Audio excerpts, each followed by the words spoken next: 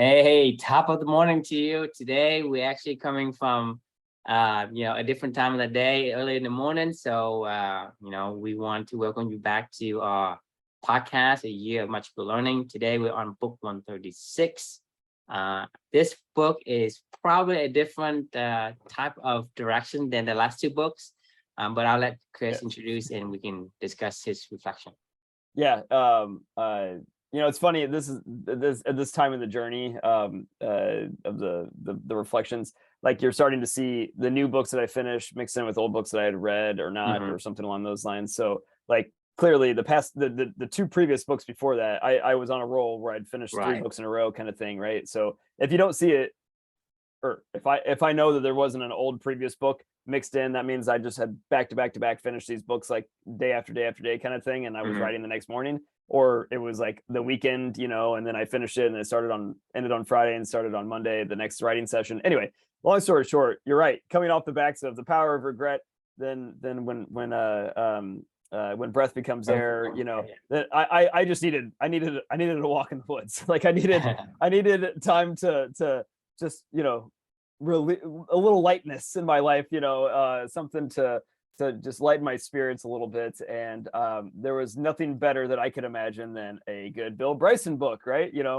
So Bill always lightens my spirits, I guess, in general. And I don't know why, we've talked about this before, but he's just one of my favorite writers, and I know you and really enjoy him too. It just feels, I don't know. It just feels like effortless as you like glide through a journey with him, even though you're learning so much, but you don't really like, it's not like you're like learning so much that it's like packing into your head and you're like trying to process it. It's like listening to Jeopardy or something like that, where you just, you don't have to care, but like he's weaving a good story around it and everything. And while you're learning and absorbing stuff, and I don't know, he's just, he does a really good job of what he does. This particular book was called A Walk in the Woods, Rediscovering America on the Appalachian Trail by Bill Bryson. So the reflection title of this is We Tried, and I will explain what I mean by that. But first, a quick description of the book. So Bill walked the Appalachian Trail. He had a goal, right? Like he wanted to set out and walk the Appalachian Trail starting from Georgia to Maine. That was his intention initially.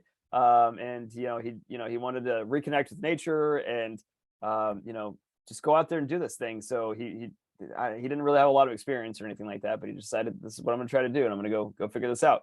So he was going to do it alone, but then he one of his friends that he told us about, like that he hadn't really seen for a really long time, his name was Stephen Katz. He was like, I'll do it with you. And he was like, really? And he goes, are you sure? Like this guy was like really out of shape, and I think he was like a smoker, like was like a recovering alcoholic, like I don't know, a lot. This guy's life was a bit kind of in the shitters, what it sounds like, from the description of him. He was certainly a character that didn't sound like he was cut out for this kind of stuff, but he was like, hey, we'll see what happens. So Katz ended up joining Bill on this hike through the Appalachian Trail, and the story is about their experience together. What they experienced, what they learned. Overcoming some challenges. Exploring America through the Appalachian Trail, and yeah, I mean, it was an interesting, fun book. It was a good one. I enjoyed it. I would recommend it to people. Any questions so far? No, so was it good?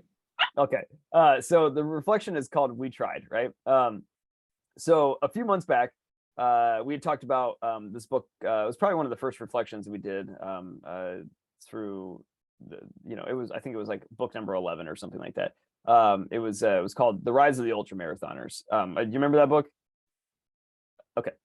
So that book was about the grueling sport of ultramarathon racing, right? Like those people are wild, they're crazy. It's an insane sport, culture, and really just activity. I mean, like, it's crazy. So if you remember the reflection from that one, it was you'll regret it if you drop out, right? And that came from the author of the book. He was on the middle of his one of like the most grueling ultramarathon in the world, the Mont Blanc race or whatever, and he got to the point in time where he hit what they call the pain cave, right? Which is the pain cave for these ultramarathoners is when like your body and your mind just are telling you you cannot take another step forward. And every ultra marathoner apparently, hits this pain cave, and most of them actually look forward to the pain cave, right? Like that's kind of their that's their junkies for the pain cave, right? A lot of times they relish the fact when I get into this, like now I get to try to, now the fun really starts, right? We're 50 miles into a race and I'm just hurting, I can't go any further, and they're like, now this is like what ultra marathon racing is all about, right? So pushing through that pain cave is what they talk about a lot, and the author talked about it a lot, and that was where the reflection, you'll regret it if you drop out, because the human body and mind are incredible, as we've talked about on this journey, and enduring through things and being able to push through is one of those just characteristics of humanity that's pretty incredible, and I'm blessed to be able to say that that's in all of us, if we really want to access that. However, if you flip the whole entire equation to the other end of the spectrum, you'll get Bill and Katz on their journey through the Appalachian Trail.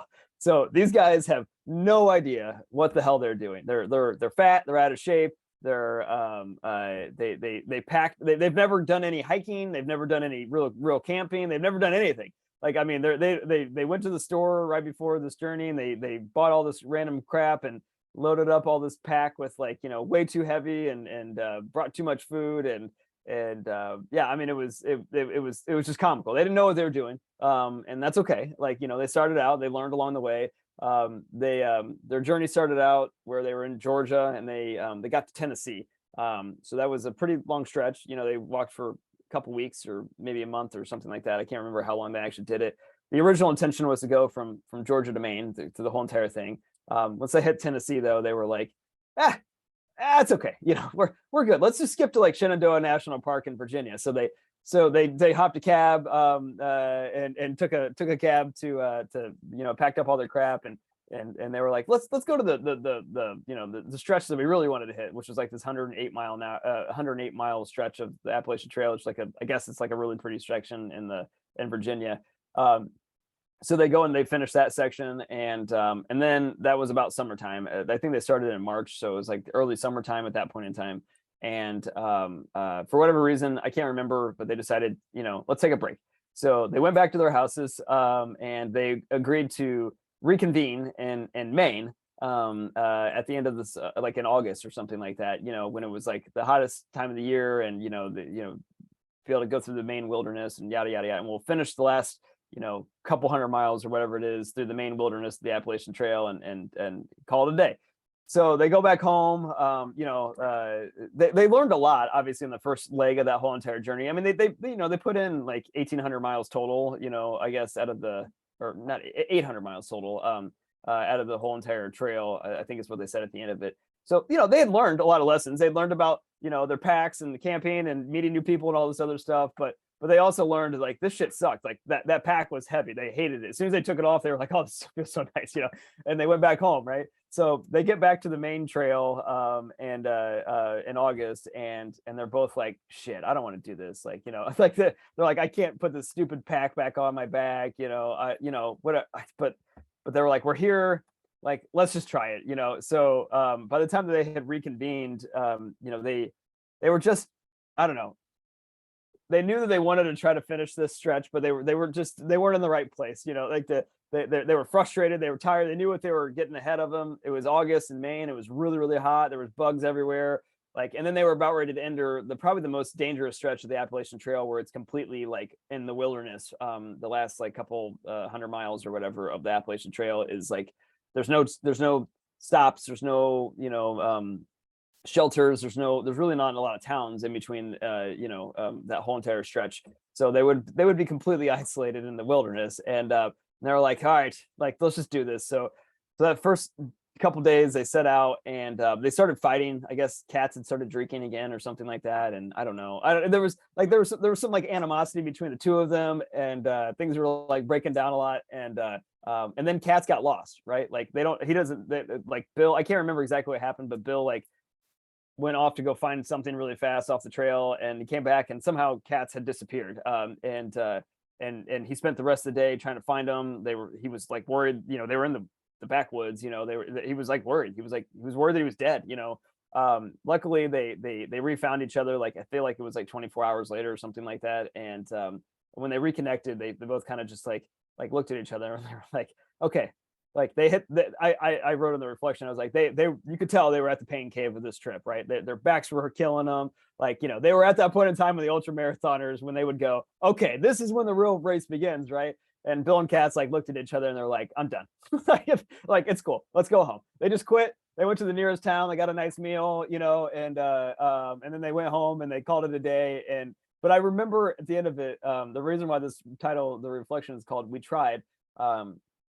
It's because, you know, at the end of I remember Bill talking to Katz and you know, after they said like that's enough, Katz turned to him and said, you know, I don't know, we didn't really hike, or Bill said, I know we didn't really, you know, hike the Appalachian Trail like we had wanted to, but you know, he was like, no, we did. Like we shit in the woods, we walked through snow, we camped all over the place, we walked 800 miles. He's like, we hiked the Appalachian Trail, you know, and he was like, they hiked it, in my opinion, because they tried, right? You know, you don't have to be, and that was just a good reminder, like, you don't have to be like, I feel like today in modern day society, like, you know, we feel like we have to be like super professional and trained and understand exactly all the ins and outs of everything that we're supposed to do and what we're getting ourselves into. Otherwise, it's just not worth it. Like, I don't want to go play tennis because I have no idea how to go do that. I don't want to go try these breathing exercises because I have no idea. I don't want to do meditation because, you know, I haven't been training my whole entire life, or I don't want to, you know, read because whatever. Like, it's like we always feel like, you know, we have to be like perfect at whatever we do. And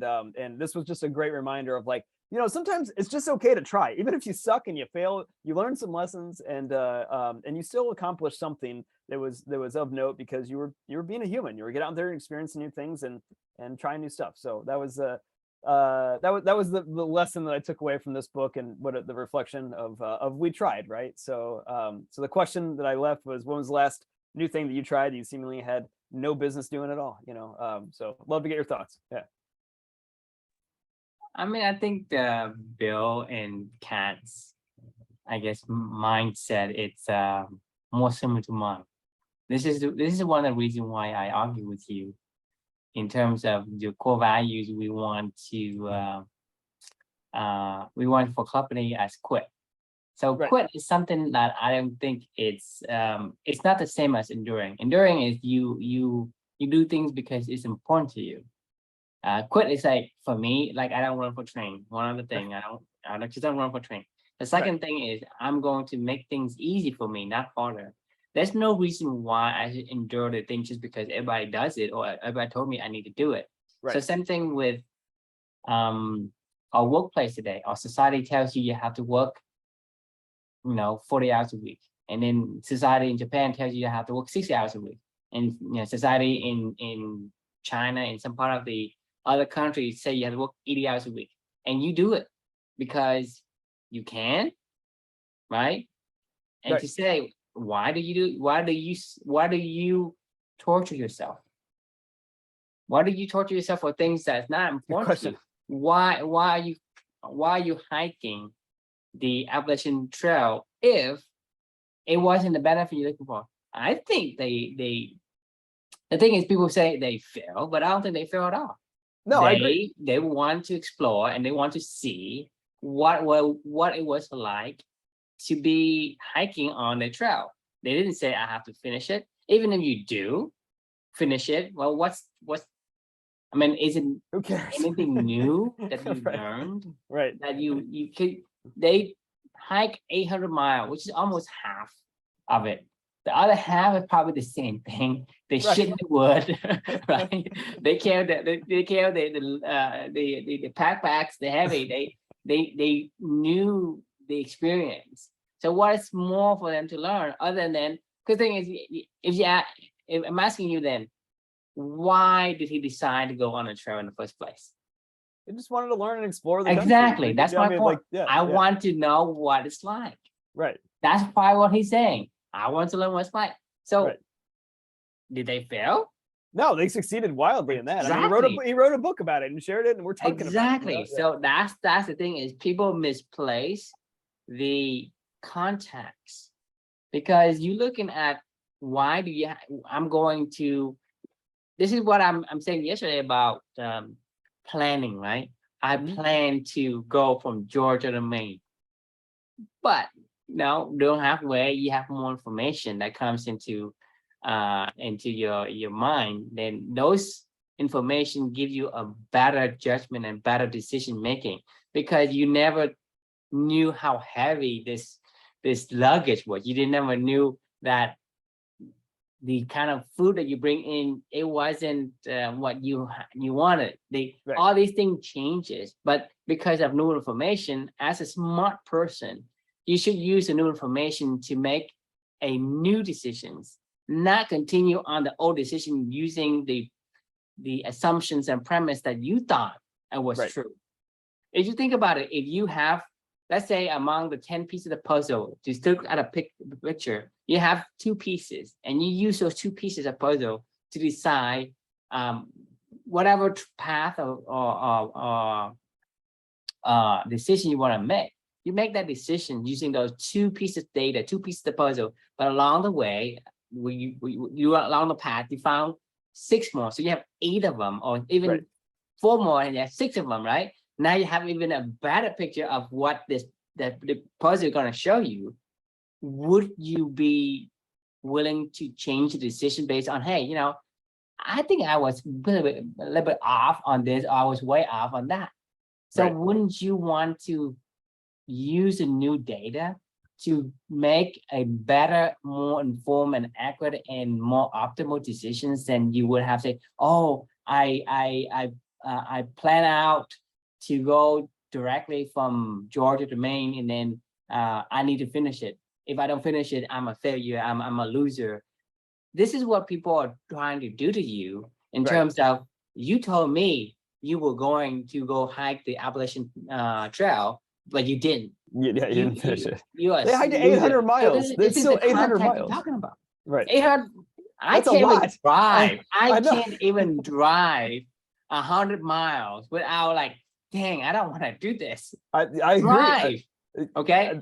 They hiking that- hiked right on Right. foot with the heavy, whatever you call it, backpacks. Yeah, the pack. Yeah. I mean, those things are heavy. Yeah. 800 miles. That is a feat. That's insane. I mean, I'm impressed. Like so part of me goes like, I think you've made a really, really, really important point of the pain cave. Like, you only endure the pain cave when it aligns 100% with your core being, right? Like that's when you are willing to go through the pain cave, right? Like, you should never be willing to go through the pain cave once it hits. If this does, like, The look, question is for what? for what? Yeah, I mean, if Right, it's and it's not a fictitious question. It's Right. it's a serious question, because I'll be okay with you go through the pain cave. Is there something that you want out of it? Maybe there's something that's more valuable to you. Right. And yeah, more power to you. Because for me is, I will endure what I need to endure if whatever I'm It matters. after, it is important to me. Right. But if I go on a hike, or I go run for a train, what am I doing for? If Right. I were to run across a 1 foot beam across 2 high skyscrapers, would I do that? Would I want to run across or walk across a beam, right? That is 1 foot, 2 foot or whatever across a 2 high building, like really tall building. Why Right. would I run across it? Unless there's something over on that side that's more important to me than my life. 100%. Right. You see? Otherwise, so there's it's no not damn about way. it's not about enduring and become successful and this and that. It's about what it is that is important to you, for you to go and hit that pain cave and for you to endure. But if you don't need to, if you endure, I mean, you're just being dumb. Just being You're stupid. being Yeah, I stubborn. agree. I couldn't agree more. I mean, it's like my old job and my new job, right? Like, are a perfect example. Like, I mean, I knew in my heart of hearts, like, it was not worth going through the pain cave. Like the book called The Dip, right? That we'll talk about in the future. Like, I would call the dip the pain cave, right? Like, when you hit the dip of you start off any new activity, it's fun, it's exciting, it's new, blah blah blah, right? Like, and then you realize, oh, there's a shitload of work that needs to be done. And then you hit this point in time, you're like, man, is a lot, and then you're like, what do I want to do here? Do I want to push through to be, through the dip to get back up to the top and all that other stuff, right? Like that's the pain cave down here. Like that's when you decide whether you quit or you don't, when you hit that point in time is exactly what we're talking about right now. And, like to your point, like, I mean, I'm only ever going to do that for something that I really freaking care about. And I knew that I did not really freaking care about my previous job. However, I found another opportunity where there is an opportunity for me to apply with stuff that I really love to do, that when I know that I'm going to hit that inevitable dip eventually in this role, it's going to be hard. Like, I mean, there's a lot of work that needs to be done. And I know that there's a lot of work that needs to be done, but like, I'm willing to go do that work because it aligns to what I care about. I'm already mentally prepared to go through the pain cave of this particular role that's coming up, and the stuff that's going to be there, because I know that I want to push through it, because I know that it matters to me, right? Like, Right. but I immediately went into that previous job and that I was coming from. I started it going, I'm not going to go through the pain cave. I didn't know what the words were, Because there wasn't anything that for you that's valuable to you, for you to keep an eye on it and say, well, Right. it's more important for me to get that than for me to go through the dip. Exactly. Because over there, there wasn't a clear picture of the thing that you want in the previous job. There was a pain cave, but you couldn't see clearly what you were getting. Right. But over here, you did see the end result that you want. And that to you is more important to you than enduring the pain cave. And to me, that's the value that we all do compare within ourselves. Say, what am I doing that's worth doing the things that I'm doing now? Whether that's, you're talking about some people, like a lot of people say, I don't like to exercise. But because having a healthy body, right, will give me a healthy mind, Right. That is a benefit that I really want. That is important to me. Therefore, I can endure the 20 reps of push-ups or, bench press, whatever it is. You endure those pain. Right. Because that pain, that dip is nothing compared to the reward you get at the end, Right. where you say, I don't want to be a sick and frail person that is aching all the time. Where it just Because aligns, you and it either aligns to have your values. pain today, or you have severe chronic pain in the future, right? That's something That's you talking. To be fair though, that's you talking. I know plenty of people that are love smoking cigarettes so much they're like, I don't care. Like I'm willing to endure the pain cave of I think blood cancer. I think they it's not that they don't care. I guarantee you they care, because they haven't got to the point where they are fucking in pain. Okay. That's true. Yeah, and they just in denial. If anyone tells you that I'm drinking alcohol because this is, life is supposed to be like this, I'm gonna have sex with anyone, and I want to smoke because life is like that, because you haven't fucking get to the point where your body is going to tear you apart, right? This is a point where the thing is, you want to die, but you can't die. This is called suffering. And I can tell you for a fact, because I have diabetes, I can tell you a fact that nothing else matters. When you don't have peace of body, your mind is shit, your body is shit. It doesn't matter shit, because you tell people who has HIV, go talk to the guy who in the hospital is breathing through the fucking oxygen. Right. To me, anyone who tells you that is in denial, because they have never got to that point. You get lung cancer, right? If you look at lung cancer and we have lung cancer, then you say, well, shit, it's too late. There's nothing more miserable than your body is aching all the time. I agree. So anyone who tells you that, like I say, this is a topic that for me, it's very important to me. Oh, and anyone tells that, I'm going to tell you, like, if you want to listen, I will tell you. I'm not gonna back down on my stand, right? If you don't want to listen, that's fine. I don't really care, right? But I'm telling you, if you telling yourself that smoking and doing all this bad shit is because life is supposed, there's what is to life, enjoy life a little bit. It's like you have no life to enjoy. That's why you say enjoy life a little bit, because this thing will get to the point where you're gonna be in pain. Just like somebody is in pain, anyone, you talk to anyone who got to that point, then they will have 100% change of heart. The people who haven't gotten there, they don't feel. Just like I told you before, you talk about the red pill and the blue pill, right? You can't just take the red pill or the blue pill and say, okay, I know which one's better. You have to take both. So you cannot understand the pain unless you have the smoking and the pain. Because right now your decision is only halfway. Yep. No, you think, hey, I'm just gonna have a little bit of pain. No, it's just fucking miserable.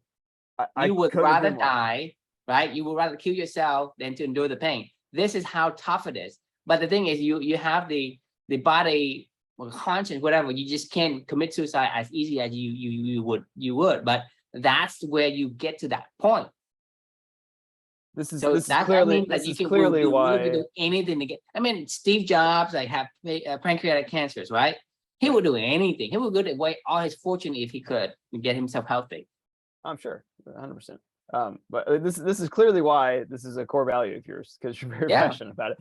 No, and I couldn't agree more with what you're saying. Obviously, I mean, you're dead on. Like, I mean, we're in alignment for sure. You're right. They haven't hit the pain cave yet, and sadly, we all know, like, especially for smokers, you know, when that pain cave comes, there is no getting through the dip. You know, there is no going. No, there's no good dip. It's all the way down. You all the way down. Right. You just don't even know that you're in the pain cave. There's no dip. There's no getting out of it. Right. You basically free fall to the pit of hell. Pretty much. Yeah, you're right. There is no dip with that activity, right? It is just down. And then you just, whenever you hit the bottom is when you hit the bottom, and there's no coming back up from it. And you're right. There isn't the bottom, actually. There isn't a bottom. Well, the bottom's, I guess, the end, right? You know. Well, you just completely disintegrate before it hits the bottom. Or true. Which you're totally right. I mean, I'm 100% in alignment with what you're saying. Yeah, the thing is, I'm telling you, like, a lot of people, like, I mean, the thing is, when you have, like I say, don't listen to anyone who tells you how to treat diabetes or treat this or that unless they had it. Mm-hmm. Because they don't understand. They don't understand at all. I agree. Not even close. I can't and will not to even pretend that I can understand as much as you felt with your daughter. I will not do that, because I know for a fact that no one can understand me unless they have diabetes at the same severity as I have. Then I know, right? And they know. But the people who tells you or give you advice don't have it themselves. The people who give you how to make money don't have money themselves. The people who tell you how to cure diabetes don't have diabetes themselves. Right. There's no skin in the game, right? People who tells you about, you know, smoking don't smoke themselves, you know, whatever it is. They don't have the credentials, right? The experience to tell you what's the difference. They cannot say the red pill is better or the blue pill is better unless they have both of it. Right? You have to be in the matrix and be outside to decide which one is better. You can't say, oh, in the matrix, I'm outside. You don't know. You just don't. I 100% agree with you. It's the skin in the game, right? You know? Yeah. I mean, if you don't have skin in the game, then how are you gonna, like, I couldn't, I mean, even other traumatic events, you know, and just because I have gone through a traumatic event doesn't mean I've gone through your traumatic event. Like, so, I mean, like, honestly, nobody can understand anything that other people have gone through until they've gone through it, and they still can't even really understand it. Even if you've gone through something similar, because no similar situation's ever exactly the same as somebody else. And that's, you know, we've talked about these lessons all throughout this whole entire journey of, you know, treat others the way that they want to be treated, right? Like, that's you the know, thing you have listen to do is, and you be know, empathetic. You cannot understand, right? You cannot understand theirs, and you can't say, "Hi, you know, I understand how you feel, Chris." No, sorry, Chris, I don't understand how you feel, but I'm here for you. That's the only thing you can do for that person. Yeah, that's it. 100%. Yeah, I mean, just be there, just be there, and say, like, I'm here to talk and listen. Like, because I mean, I can't. I can't understand it, and I will not pretend to. So I can't say, "Hey, I understand you. You know, I understand how you feel," because that's just, to me, that's not even close. No, it's not respecting other people's unique experiences either, you know. And honestly, it's just disrespectful to them to think that you can like, I don't mind somebody trying to help me problem solve something and troubleshoot it, but what I do mind is people trying to tell me that they understand what I'm going through. Like, that bothers me, you know, in terms of, it bothers me a whole lot. So because you don't but yeah. Yeah, a lot of times they, like I said, they don't understand, but they don't have it, so they could never understand, but they're the one that's telling you that, hey, I understand how you feel, and this is what you should do. Say, who the fuck are you? You know, right. You go into the dip, you get out of it, then I'll listen to you. Don't. Maybe. Right. Yeah. But that's the thing is, you don't ever take advice from a person about money if they haven't make money themselves. Yeah, I mean, Right. I would agree with that. You don't take like advice from a person how to cure, how to manage your diabetes unless they have diabetes worse than you. Right. I mean, agree. It's just logical, don't you think? I 100% agree. Not only that, this also reminds me of oh my gosh, literally it was another lesson from previous books that we've talked about. Oh crap, just lost it. Never mind. It's all right. Thought's gone. Thought's gone. It was right there and then it's gone, out of the head. But yeah, no, I mean, this is it's an interesting conversation, and it's a good reminder to just experience life, try new things, figure out what you want to push that dip for, and go through the fight through that pain cave for, and then when you're there, and if you don't have to, don't do it. Just because you could doesn't mean you should. Just stop. Yeah, I mean, just turn around and go home. And it's okay. Don't go up the river against the current, and you don't have to. Right. I mean, that's when you think about it. You look at, for example, look at Elon Musk, right? He wants to build SpaceX, and he said, well, there's no private company that actually does space explorations. He's the one who said, well, this is the way things are, and this is how expensive it costs to build a rocket ship, right? And he said, well, should I do that because I could? I have money. I have $billions of dollars. I could actually do exactly what people are doing like already. Like, hey, this is how much to get. This is what you do. This is the government. Like you get these big defense contractors to build you all this shit, right? He said, well, I don't have to because I don't need to. So he found another solution. That's what I'm saying is, if you don't have to go up the river, why are you trying to go up the river? Trying to figure out how to put the art of running downhill to your favor.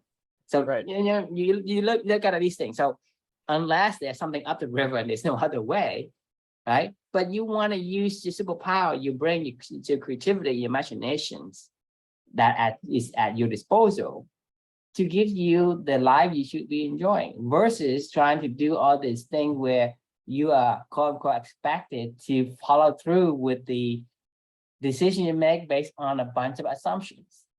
To me, it just not sound logical. I don't have the information. I make a guess, and now I'm being held to this commitment or whatever you call it. Otherwise, I'm a failure. Right. And then you're gonna shame me into feeling bad, right? And depressed. This is how society works today.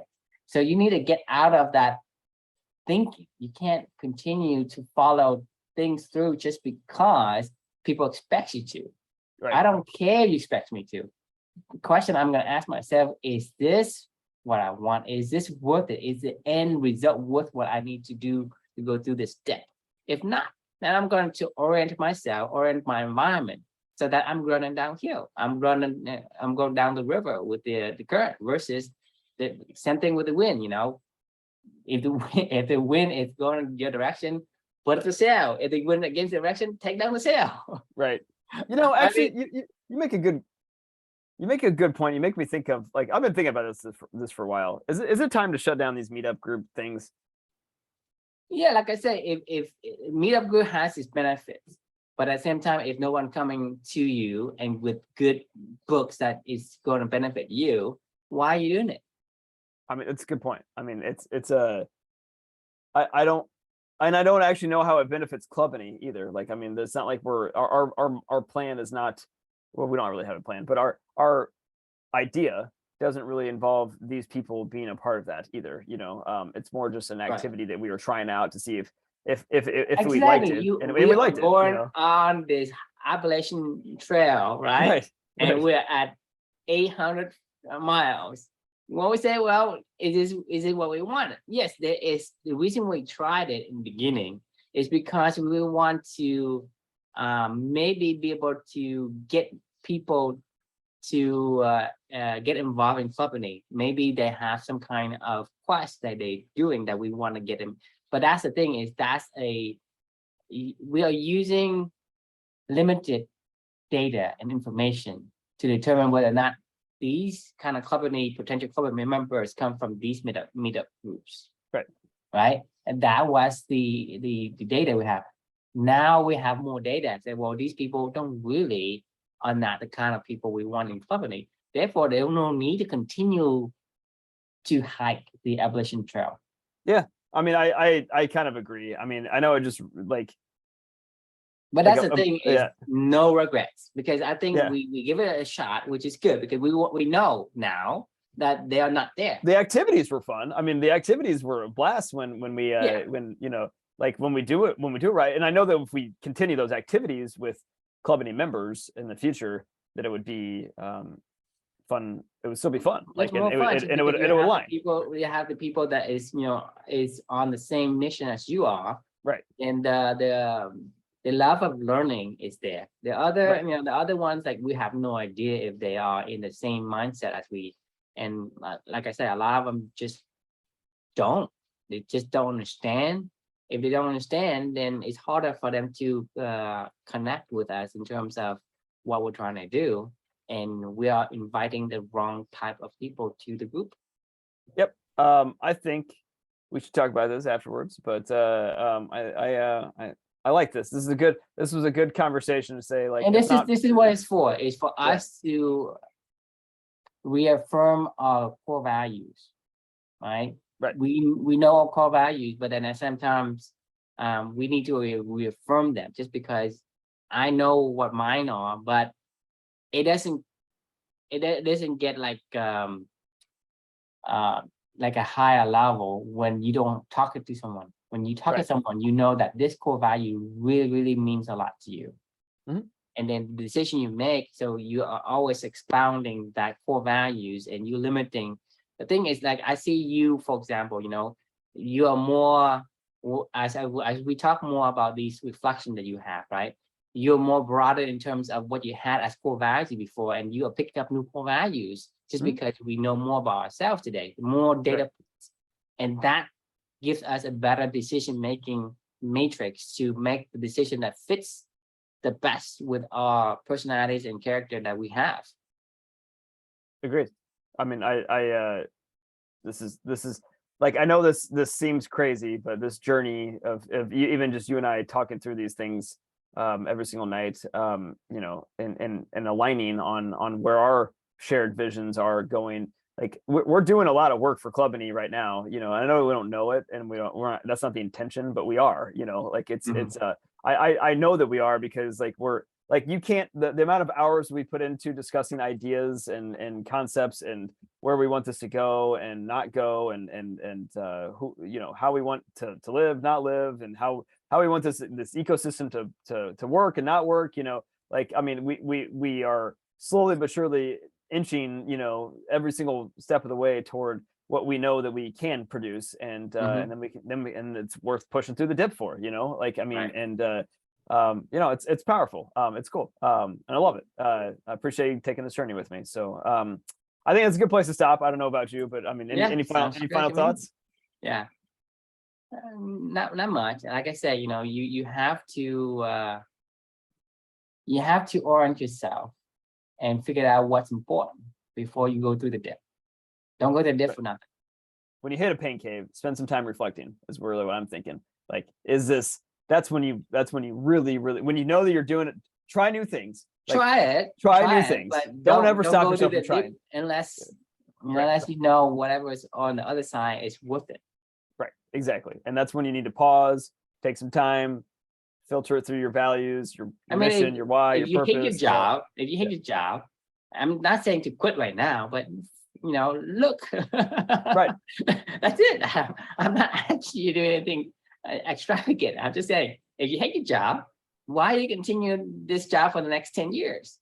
Well, maybe continue for the next 6 months, a year, maybe, but look for something that's more fitting for you.